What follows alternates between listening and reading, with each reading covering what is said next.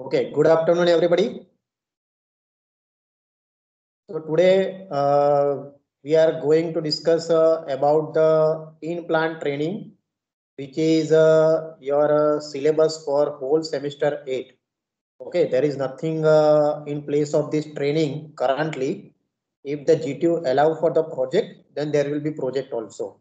But currently in the syllabus, it is written totally in-plant training for the 12 weeks. Okay, subject code you already know 3180501. And this is the purpose for the in-plant training. Practical exposure it will provide in the field of chemical engineering. It will help to reinforce the theoretical knowledge which you have gained in previous semesters from 1 to 7. Okay, and you have to apply all this knowledge to the real life challenges. Means the challenges which the industry is facing currently. Another thing is to explore the new technology and developments which can lead students to self-employment or even employment generation.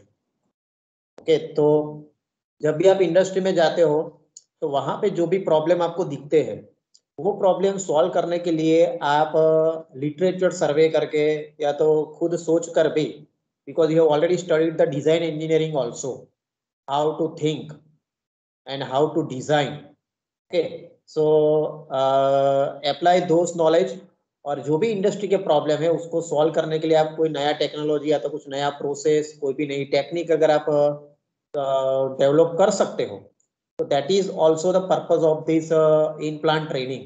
Okay, और ऐसा अगर आपने कुछ किया तो it will give you the self employment, even also employment generation also, मतलब वो company आपको जॉब भी दे सकती है. तो इसी तरीके से हमको ट्रेनिंग करना है कि जिससे हम हमारा कुछ यूजफुल कंट्रीब्यूशन इंडस्ट्री में दे सके, जिससे हमको जॉब के लिए भी वो फायदे में हो. Okay, this is the teaching scheme we already no.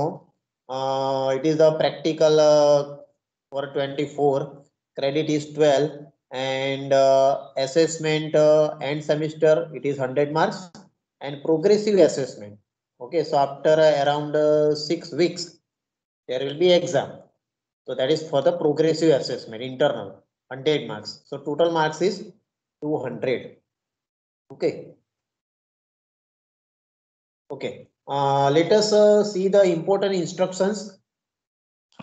Every student will have to undergo in-plant training for a period of 12 calendar weeks. So it is compulsory. Okay, not less than 12 weeks. So whatever at whatever date you start the in-plant training, you calculate the 12 weeks. Okay, so 12 weeks should be there.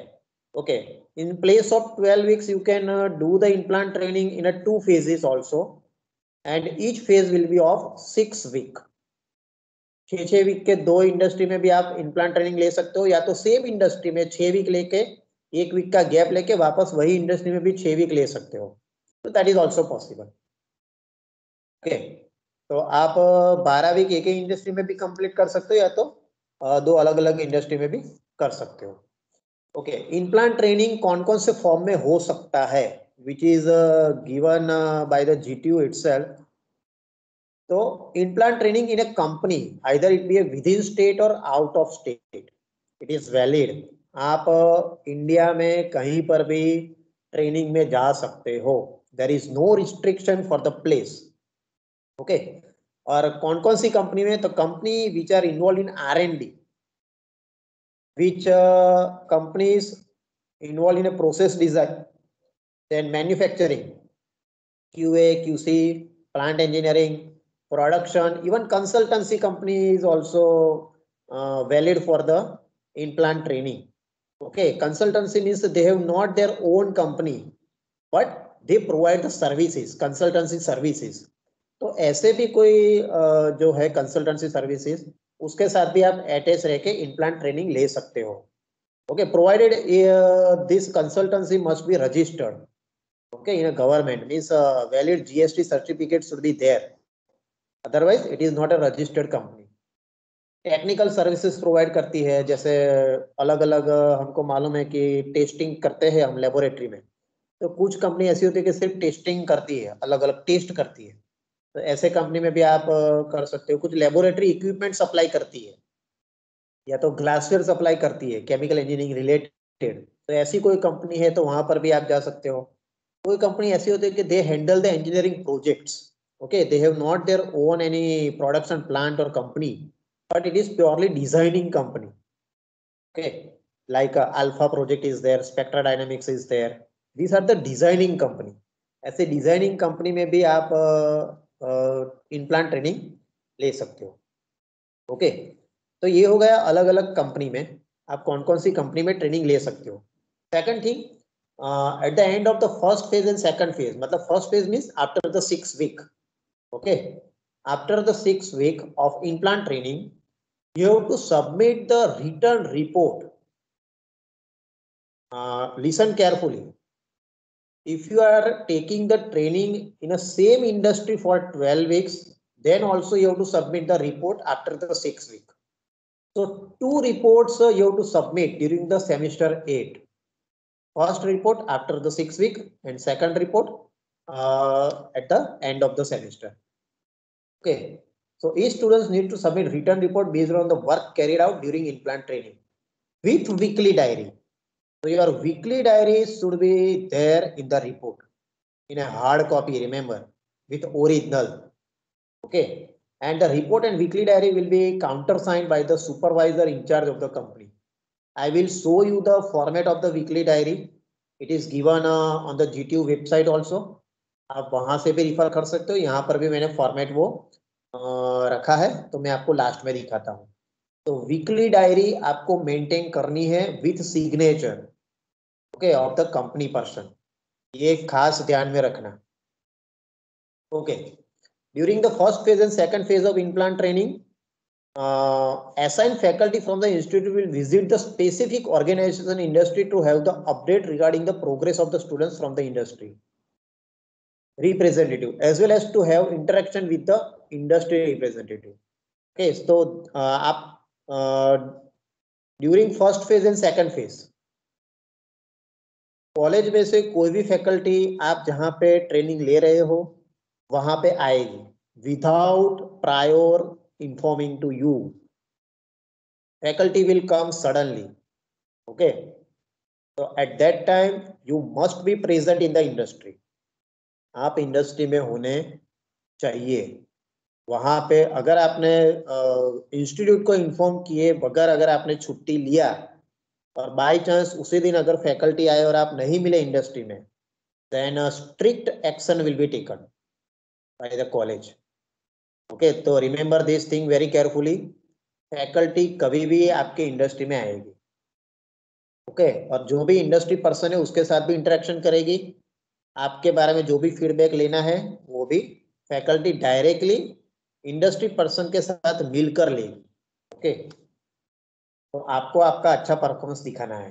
The performance of the student will be assessed based on the return report. आपका जो assessment होगा वो कौन से basis पे होगा? एक तो आपने जो रिपोर्ट बनाया है उसके बेसिस पे, दूसरा वीकली डायरी जो आपने मेंटेन की है, 12 वीक की 12 डायरी होगी, and presentation to the committee, okay. आपको प्रेजेंटेशन भी बनाना है in each phase, okay. In every exam you have to prepare the presentation also and against the committee of 2 expert faculty members assigned from the university, okay. तो 2 faculty आपका presentation लेगी और उस तरीके से आपका असेसमेंट होगा, okay. Generalize points for the report preparation. अभी ये जो पॉइंट्स हम डिस्कस करने जा रहे हैं, accordingly you have to take the training, okay. कहीं ऐसा ना हो कि कोई पॉइंट मिसिंग हो जाए ट्रेनिंग में लेने का। तो ये जनरलाइज पॉइंट्स है, उसमें आप कुछ ऐड भी कर सकते हो, अगर हमारे रिलेवेंट नहीं है तो उसको माइनस भी कर सकते हो depending on the company, okay. तो सबसे पहला आपको आएगा कंपनी प्रोफाइल। जो भी कंपनी में आप ट्रेनिंग ले रहे हो उस कंपनी के बारे में आपको सब कुछ जानना है, हिस्ट्री से लेके करंट जो भी उसका सीनियरियो है वो। तो that is company profile, then list of raw materials, products etcetera of the industry and production capacity, okay. तो ये ओवरऑल कंपनी का प्रोफाइल है। जनरली आपको वो वेबसाइट पर से भी मिलता है। आप कंपनी में इंटरेक्शन करोगे अलग अलग लोगों के साथ, तो उनके पास से भी आपको ये सब बातें जानने को मिलेगी। Okay, second thing P&I diagram, process flow diagram. Okay, अगर आपका कंपनी कोई प्रोडक्शन है, मेजोरिटी हमारा केमिकल इंडस्ट्री जो रहेगा उसमें कुछ ना कुछ प्रोडक्ट रहेंगे। अगर कंसल्टेंसी कंपनी अगर आपकी है तो उसमें आपका कोई स्पेसिफिक प्रोडक्ट नहीं रहेगा, लेकिन वो जो कंपनी में जाती है कंसल्टेंसी के लिए, वहां पे जो प्रॉब्लम है उस कंपनी के बारे में आपको लिखना है, बराबर। तो प्रोडक्ट ऐसा जरूरी नहीं है कि कोई केमिकल प्रोडक्ट ही हो। अगर कोई लेबोरेटरी इक्विपमेंट मैन्युफैक्चर करती है कोई कंपनी, तो वो कंपनी का प्रोडक्ट हो जाएगा लेबोरेटरी इक्विपमेंट्स। ओके, तो ये बात आप ध्यान में रखना। ओके, थर्ड थिंग मतलब प्रोसेस फ्लो डायग्राम। तो अगर आप कोई प्रोडक्शन प्लांट में हो तो आपको उसका जो P&I डायग्राम है, process and instrumentation diagram and process flow diagram, वो आपको डिटेल में स्टडी करके आपको रिपोर्ट में रखना है। ओके, ऐसा जरूरी नहीं है कि कंपनी का जो रिपोर्ट है वही रखना है। आपने जो प्रैक्टिकली वहां पे घूम कर देखा है, आप खुद का भी डायग्राम बना सकते हो। ओके, आप ऐसा मत बताना कि कंपनी वाले ये सब डायग्राम नहीं देते हैं। Okay, don't excuse such point. अगर कंपनी वाले PFD नहीं देते हैं तो आपको प्लांट में घूमकर खुद डायग्राम बनाना है। ओके, और वो डायग्राम आपको रिपोर्ट में रखना है। दूसरा, chemical reaction involve, unit operations and process involve. Okay, हमारे केमिकल इंजीनियरिंग में बेसिक क्या होता है, रिएक्टर रहता है और मतलब unit operation and unit process, ये दो में सभी प्रोसेस कैटेगराइज हम कर सकते हैं। तो वो आपको रिपोर्ट में इन्वॉल्व करना है। क्या कौन कौन से केमिकल रिएक्शन हो रहे हैं, कौन कौन से यूनिट ऑपरेशन हो रहे हैं, कौन कौन से यूनिट प्रोसेस हो रही है, उसके ऑपरेटिंग कंडीशन, उसका मटेरियल बैलेंस, एनर्जी बैलेंस, वो सब। Okay, energy balance and material balance calculation. जिस प्लांट में आप जा रहे हो उस प्लांट का मटेरियल बैलेंस, एनर्जी बैलेंस भी आपको करना है। ओके, ये कंपनी वाले हो सकता है कि डायरेक्टली आपको ना भी दे, तो वहां पे जब भी आप प्लांट में जाओगे तो वहां पे रोटामीटर रहता है, फ्लो मीटर रहता है, टेम्परेचर इंडिकेटर रहता है। तो ये सब स्टडी करके आपको खुद एनर्जी बैलेंस और मटेरियल बैलेंस करना है, बराबर। कंपनी वाले आपको डायरेक्टली देंगे ऐसा नहीं है, और कंपनी वाले नहीं देते हैं ऐसा बताना भी मत। ओके, क्योंकि आप प्रैक्टिकली वहां पे स्टडी कर रहे हो, तो खुद भी सब डेटा लेकर आप कर सकते हो। Okay,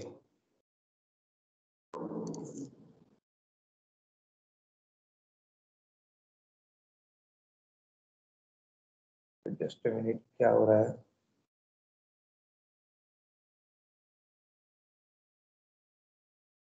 okay, process and mechanical design of at least one equipment, ये बहुत ही इंपॉर्टेंट थिंग है जो आपको रिपोर्ट में इंक्लूड करना है। Process design and mechanical design of at least one equipment. वो इक्विपमेंट कौन सा हो सकता है, आइदर रिएक्टर हो सकता है, स्टोरेज टैंक हो सकता है, हीट एक्सचेंजिंग इक्विपमेंट हो सकता है, डिस्टिलेशन कॉलम हो सकता है, एब्जॉर्बर हो सकता है, स्ट्रीपर हो सकता है, कूलिंग टावर हो सकता है, एटसेट्रा एटसेट्रा एटसेट्रा। जो भी आपने 1 से 7 सेमेस्टर में सीखा है, अलग अलग मास ट्रांसफर में आपने प्रोसेस डिजाइन सीखा है, हीट ट्रांसफर में आपने हीट एक्सचेंजर डिजाइन सीखा है, प्रोसेस इक्विपमेंट डिजाइन 1 और 2, अभी तो वो कंबाइन हो गया है, लेकिन उसमें आपने मैकेनिकल डिजाइन सीखा है और प्रोसेस डिजाइन भी सीखा है। वो आपको सिलेक्ट करना है कि भाई कौन सा इक्विपमेंट मुझे डिजाइन करना है। Okay, and you have to verify this design with the industry, because already equipment is there in the industry. Okay, तो based on the input data and output data, you design the vessel. Okay, clear everybody, clear हो रहा है ना सबको? Yes sir. Yes sir. Okay, तो ये design खास कोई भी एक इक्विपमेंट का डिजाइन आपको रिपोर्ट में इंक्लूड करना है। आप कोई भी कंपनी में हो, आप कंसल्टेंसी वाले कंपनी में हो या तो कोई भी कंपनी में हो, कोई भी एक इक्विपमेंट का आपको designing, complete design, okay, process design and mechanical design both. Process design में आपका डायमीटर आएगा, हाइट आएगा, मैकेनिकल डिजाइन में आपका MOC भी आएगा, थिकनेस आएगा उसका, और उसके जो इनलेट आउटलेट है उसका जो सपोर्ट डिजाइन है वो सब कुछ आएगा, बराबर। उसका जो हेड है वो भी आएगा। तो ये बात ध्यान में रखना, बराबर। नोजल भी इसमें आएगी। Okay, then treatment and handling of various waste material which may include liquid effluent handling, air pollution control measures and solid waste handling and disposal। तो जो भी कंपनी में वेस्ट मैनेजमेंट होता है related to air, related to water, related to solid waste, तो उसके बारे में कंपनी में क्या कामकाज होता है वो आपको इंक्लूड करना है रिपोर्ट में। Okay, another thing, safety measures of the plant side, क्या क्या सेफ्टी प्रिकॉशन इंडस्ट्री में लिए गए हैं। ओके, तो उसमें प्रोसेस सेफ्टी आ सकता है, कौन कौन से पर्सनल प्रोटेक्टिव इक्विपमेंट्स अवेलेबल है इंडस्ट्री में, वो आप सेफ्टी डिपार्टमेंट में जाओगे तो वहाँ पे आपको दिखाएंगे भी, वो देख भी सकते हो आप। बाद में आप इंडस्ट्री में जाओगे तो अलग अलग कलर कोडिंग यूज होता है, सिम्बॉल्स यूज होते हैं अलग अलग, बराबर। अलग अलग साइन बोर्ड भी लगे हुए होते हैं इंडस्ट्री में। बाद में अलग अलग परमिट्स रहती है, वर्क परमिट्स इंडस्ट्री में कौन कौन से टाइप्स की परमिट्स रहती है। बाद में फायर एक्सटिंग्विशर सिस्टम रहता है। ये सेफ्टी रिलेटेड जो कुछ भी है उसके बारे में भी आपको इंडस्ट्री में स्टडी करना है। ओके, तो दैट इज सेफ्टी रिलेटेड। उसके आगे हमने वेस्ट रिलेटेड देखा, बराबर। ओके, अभी ये है हमारा वीकली डायरी।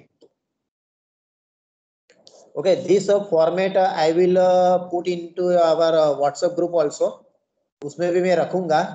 अभी शायद इतना बड़ा ये साइज नहीं है तो शायद नहीं दिखेगा, लेकिन GTU की साइट पर से आपको ये मिल जाएगा। ओके, तो इस टाइप का डायरी हर वीक का आपको मेंटेन करना है with the signature of company person.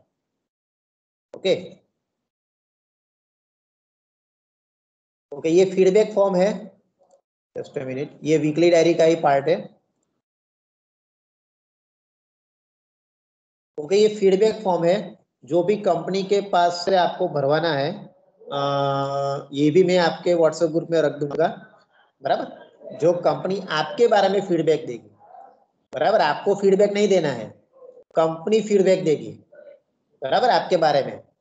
और इसके बेसिस पे भी आपका इवोल्यूशन होगा। अगर कंपनी वालों ने यहाँ पे कुछ रेड पेन से रिमार्क लिख दिया तो it will create a problem also. Okay, तो जो कुछ भी डिसिप्लिन मेंटेन करना है कंपनी में, जैसे रूल्स एंड रेगुलेशन जो भी कंपनी के हैं वो फॉलो करना है। ओके, ये कुछ एक्स्ट्रा इंस्ट्रक्शंस है मेरी साइड से, जो आप फॉलो करो तो आप ट्रेनिंग अच्छी तरीके से ले सकते हो। सबसे पहला है, do not touch operate any chemical equipment और वाल्व एटसेट्रा ड्यूरिंग ट्रेनिंग। आपको कंपनी में कहीं पर भी कुछ भी ऑपरेट नहीं करना है, बराबर। कुछ भी टच करना नहीं है पूछे बगैर, और पूछे बगैर कहीं पे आपको जाना भी नहीं है। अगर कंपनी ने आपको मना किया है कि भाई this is the restricted area, तो आपको वहां पे जाना नहीं है। अगर कंपनी बोलती है कि भाई mobile phone is not allowed, तो छुप कर भी किसी को मोबाइल फोन यूज करना नहीं है, फोटो लेना नहीं है, वीडियो लेना नहीं है। ये ध्यान से सुनना, क्योंकि कॉलेज की इंप्रेशन आपके ऊपर डिपेंडेंट है। अगर आपने ऐसा कुछ गलत मिसबिहेव किया तो नेक्स्ट ईयर से वो इंटर्नशिप बंद कर देंगे हमारी कॉलेज के लिए। तो this is very very important. Okay, strictly follow rules and regulations of the company, also follow the instructions given to you by company। Okay, time by time आपको जो भी इंस्ट्रक्शन कंपनी देती है उसको स्ट्रिक्टली विदाउट क्वेश्चनिंग आपको follow करना है, because we are going for the learning, बराबर। हम सैलरी पर्सन नहीं है तो हम कुछ आर्ग्यूमेंट वहां पे नहीं कर सकते, हमको वहां पे कुछ आर्ग्यूमेंट नहीं करना है। वो जिस तरीके से हमको ट्रेनिंग देती है उसी तरीके से हमको ट्रेनिंग लेना है।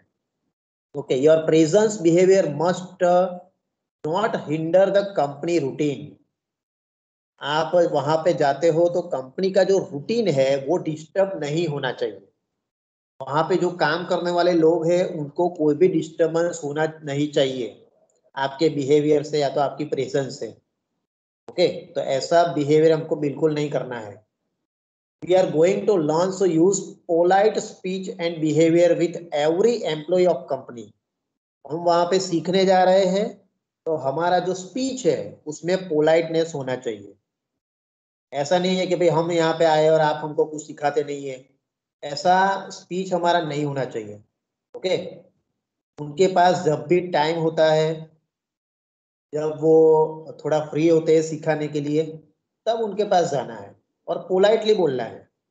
बराबर, ऐसा कोई आग्रह नहीं करना है कि आप हमको ये बताओ ही, नहीं तो मैं कंप्लेन कर दूंगा, ऐसे स्पीच हमको यूज नहीं करनी है। And we have to use the polite speech with every employee. बराबर, वहां पे कुछ वर्कर्स भी होंगे जिनका स्टडी, जिनका क्वालिफिकेशन हमारे से कम है, या तो इतने पढ़े लिखे नहीं भी होंगे। तो ऐसा नहीं है कि भी उनके साथ हम कुछ भी ऐसे बिहेवियर कर सकते हैं, नहीं।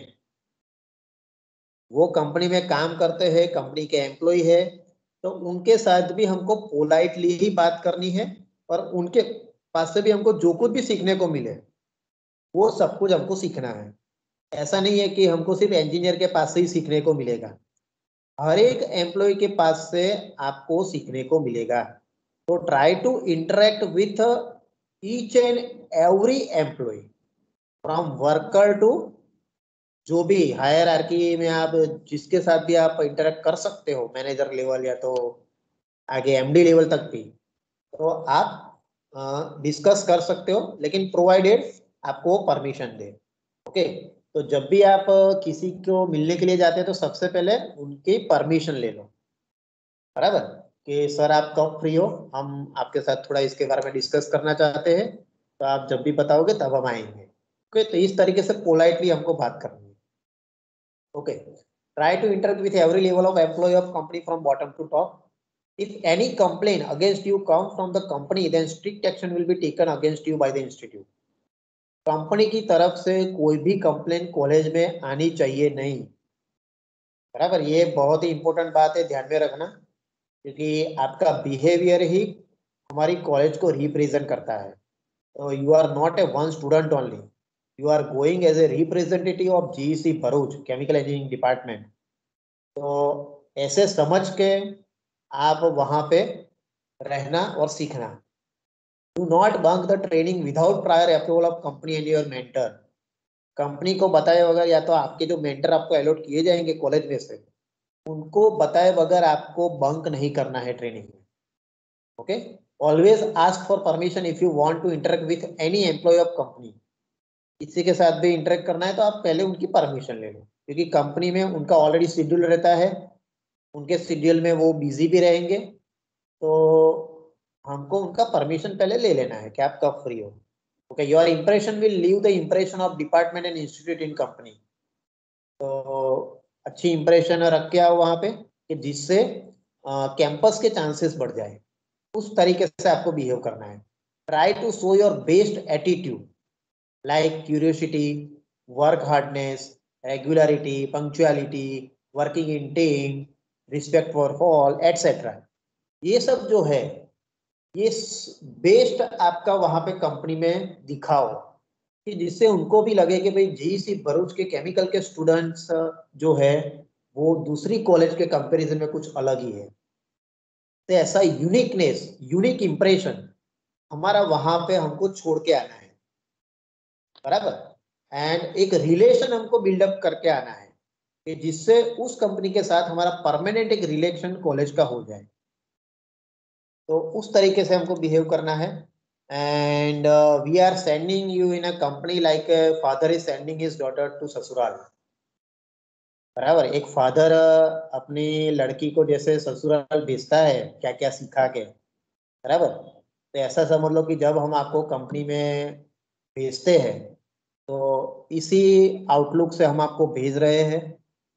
तो all the best for the internship. Okay, तो यहाँ पे मैं खत्म करता हूँ। अभी आपको कुछ भी डाउट है तो आप पूछ सकते हो।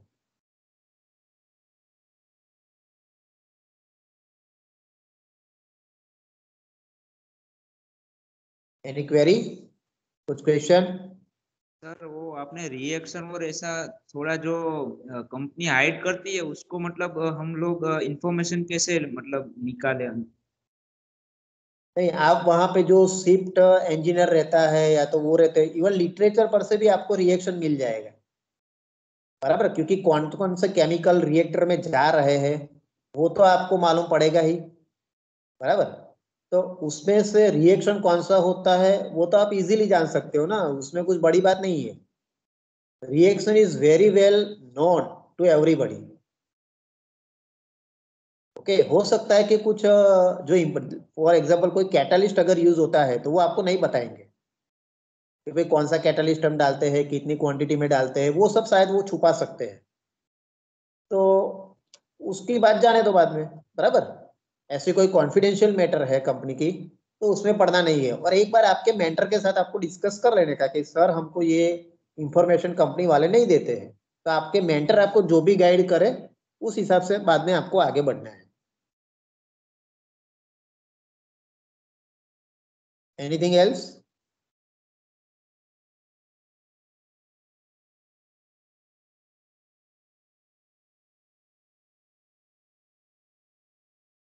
Hello sir. हाँ बोलो। सर अभी तक तो कंपनी मिली नहीं है, तो अभी तो अब क्या करें सर? कंपनी आप ट्राई करो अभी भी ढूंढने का। कॉलेज की ओर से कुछ कंपनी हमने ढूंढी है, 4 से 5 कंपनी। वो मोस्ट प्रोबेबली नेक्स्ट वीक में हम रखेंगे गूगल फॉर्म। तो जिस कंपनी में आपको जाना है वो चॉइस आप दे सकते हो 1 2 3। ओके, तो वो गूगल फॉर्म डिजाइन करके मैं नेक्स्ट वीक में रखूंगा, या तो फ्राइडे अगर पॉसिबल है तो मैं फ्राइडे रख दूंगा, लेकिन तब तक आप ट्राई करो। ओके।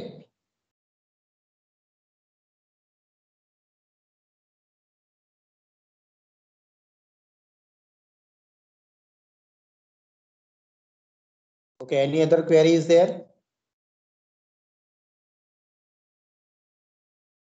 सर अभी तक वो मेंटर का शायद दिया नहीं है सर। नहीं, वो बाकी है, मैं आपको दूंगा बाद में।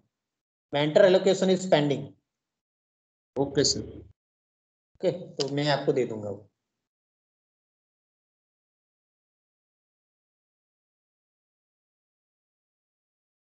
ओके, तो क्लोज करें मीटिंग को। Yes sir. ओके, तो all the best for the training. अच्छी तरीके से कंपनी में ट्रेनिंग लो, मेंटर के साथ डिस्कस भी करो बीच में, और जो भी फर्दर अपडेट्स होगा वो मैं आपको ग्रुप में बता दूंगा। ओके, तो ऑल द बेस्ट।